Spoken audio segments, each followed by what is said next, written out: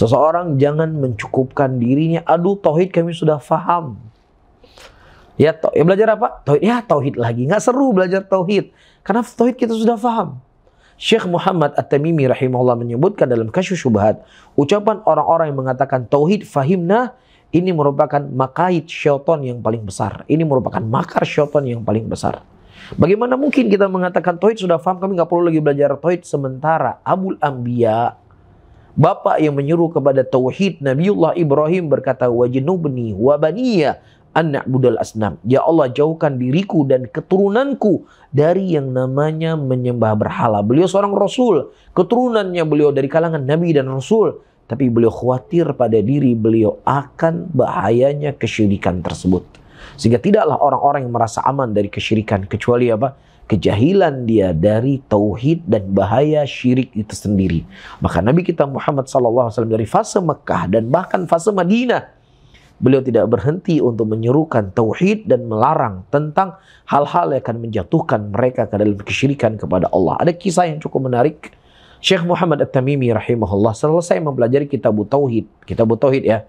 Ini kan kita nih baru mulai nih, baru kalimat la ilaha illallah. Kitab dasar sekali.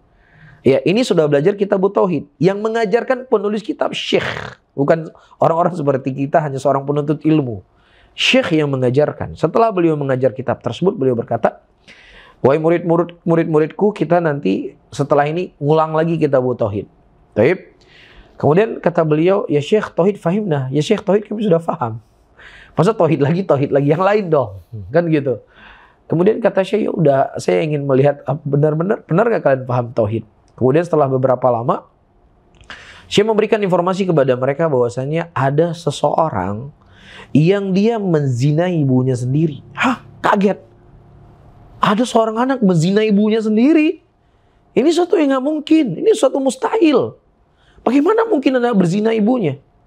Kemudian setelahnya dapat khobar bahwasanya yang benar beritanya adalah ada seseorang yang menyembelih untuk selain Allah. Hah? Oh, itu toh.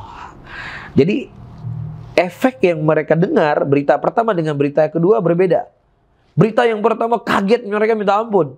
Tapi ketika sesuatu disembelih kepada selain Allah, biasa reaksinya mereka, biasa. Setelahnya Syekh mengatakan, kalian nggak paham sama tauhid. Kenapa mereka nggak paham sama tauhid? Karena maksiat itu lebih besar di hati mereka dibandingkan syirik kepada Allah. Kalau seseorang berzina dengan ibunya, selama dia tidak menghalalkan itu, dia bisa saja diampunkan dosa oleh Allah, dia masuk dalam surga.